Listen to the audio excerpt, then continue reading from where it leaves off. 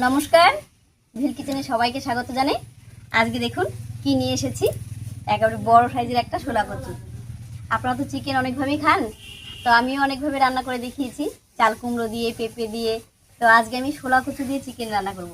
আপনারা ভিডিওটা লাইক করে পুরো ভিডিওটা দেখতে থাকুন, আশা করছি আপনাদের ভীষণ ভালো লাগবে। তো প্রথমে আমি শোলা কচুটা কেটে নিচ্ছি।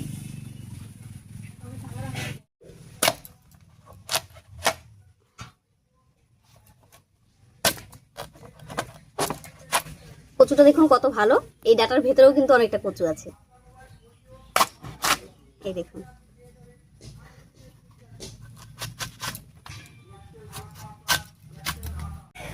এর আগে আমি শোলা কচু দিয়ে মাছের ঝোল, তারপরে শোলা কচুর বড়া, তারপরে শোলা কচুর বাটা, এছাড়াও অনেক রেসিপি আপনাদের সঙ্গে শেয়ার করেছি। আপনারা সবাই ভীষণ পছন্দ করেছেন, আশা করছি আজকের রেসিপিও ভীষণই ভালো হবে। তবে আজকের রেসিপিটা কিন্তু পুরোটাই আলাদা, একেবারে চিকেন দিয়ে করছি। তো এটা খেতে কিন্তু ভীষণই ভালো হয়। আমিও প্রথমবার করছি, তবে আমি শুনেছি এটা খেতে খুবই ভালো হয়, আমার বাবা বলছিল, তাই আমি আজকে ট্রাই করছি। বেশ অনেকটাই কচু কেটে নিয়েছি, আর এইটা দিয়েই হয়ে যাবে।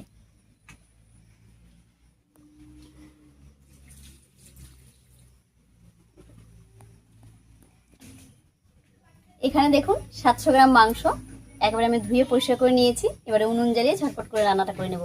আর রান্নাটা করতে কিন্তু বেশি সময় লাগবে না, খুব তাড়াতাড়ি হয়ে যাবে। উনুন জ্বালিয়ে কড়াই বসিয়ে দিয়েছি, এবারে কড়াইয়ে সর্ষের তেল দেব।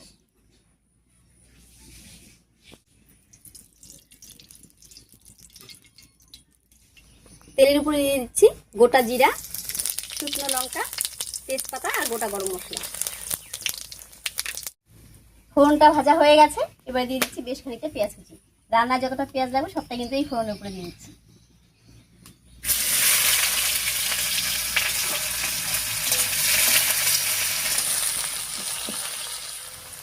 পেঁয়াজটা বেশ লাল লাল করে ভেজে নিয়েছি, এবারে সব বাটা মশলাগুলো দেব।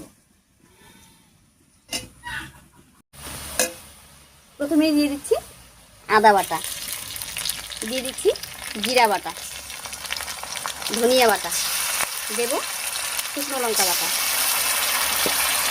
দিয়ে দিচ্ছি রসুন বাটা।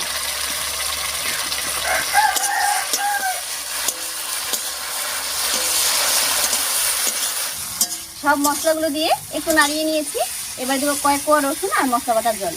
আর আজকে মাংসটা আমি এইভাবে রান্না করছি, এইভাবে রান্না করলে কিন্তু খুব কম সময় লাগে।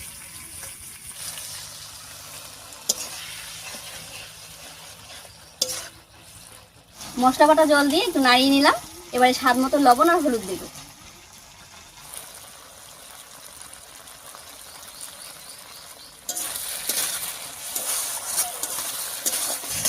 লবণ হলুদ দিয়ে খুব ভালো করে মিশিয়ে নিয়েছি, এবারে ঢাকা দিয়ে কিছুক্ষণ রান্না করে নেব।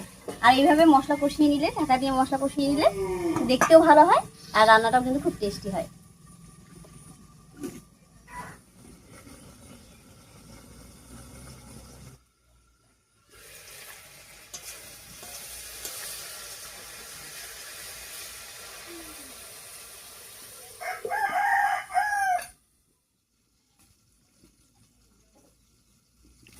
ঢাকা দিয়ে বেশ কিছুক্ষণ মশলাটা কষিয়ে নিয়েছি, মশলা কষে একেবারে তেল ছেড়ে দিয়েছি, এবারে ঢাকা তুলে নিচ্ছি।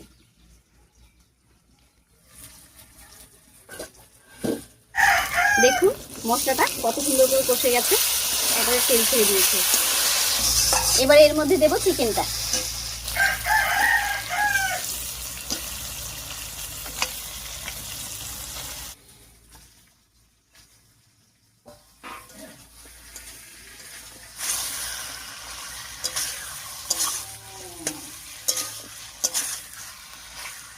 চিকেনটা দিয়ে একটু নাড়িয়ে নিলাম, এবার ছোলা কচুটা দেবো।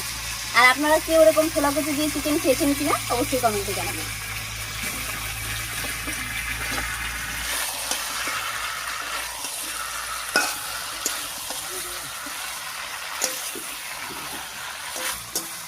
এবারে এর উপরে আর একটু লবণ দিয়ে দিচ্ছি।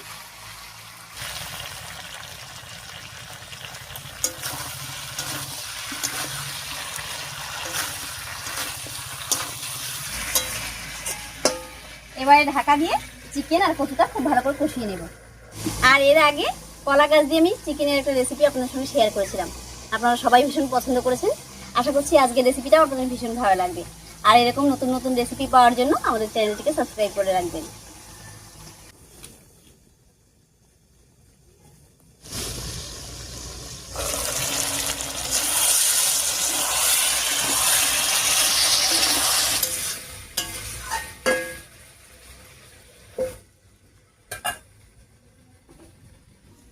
ঢাকা দিয়ে প্রায় 8-10 মিনিট কষিয়ে নিয়েছি। মাঝে মাঝে ঢাকা খুলে একটু নাড়াচাড়া করে দিয়েছিলাম। এবারে ঢাকা তুলে নিচ্ছি।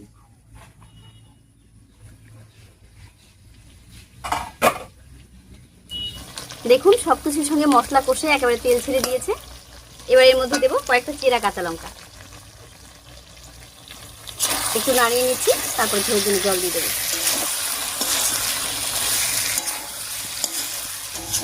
আর রান্নায় যে কচুগুলো দিয়েছিলাম, কচুগুলো কিন্তু খুব সুন্দর সেদ্ধ হয়ে গেছে।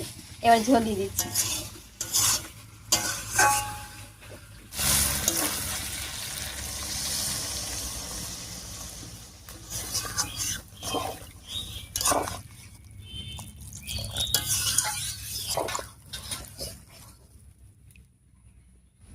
আর এখানে একটা জিনিস দেখুন, কচুগুলো খুব সুন্দর সেদ্ধ হয়েছে বলে জলের নিচেই আছে, উপরে ভেসে ওঠেনি। আর যদি সেদ্ধ না হতো তাহলে কিন্তু উপরে ভেসে থাকতো।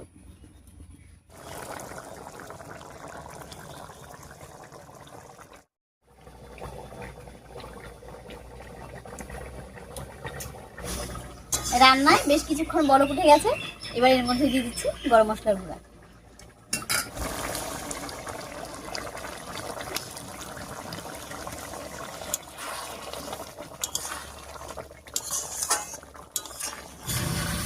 গরম মশলা দিয়ে আরো 4-5 মিনিট রান্না করে নিয়েছি। ছোলা কচু দিয়ে চিকেন একদম রেডি হয়ে গেছে। এবারে নামিয়ে নিচ্ছি। আর আকাশটাও একেবারে অন্ধকার করে এসেছে, এখনই মনে হয় ঝড় বৃষ্টি নামবে। আর এই ঝড় বৃষ্টির দিনে কিন্তু গরম গরম চিকেন দিয়ে খেতে ভালোই লাগবে। দেখুন রান্নাটা দেখতে কত সুন্দর হয়েছে। ছোলা কচু দিয়ে আজকে রান্না করলাম, একটু খেয়ে দেখি কেমন হলো।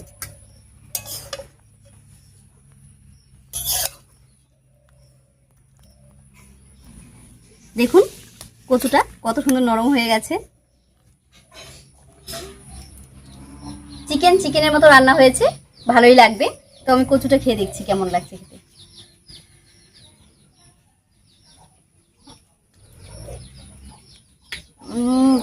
দারুণ, একবার কচুটা নরম হয়ে গেছে আর মাংসের যত সেন্ট ঝোল সব কিছু ভিতরে ঢুকে গেছে।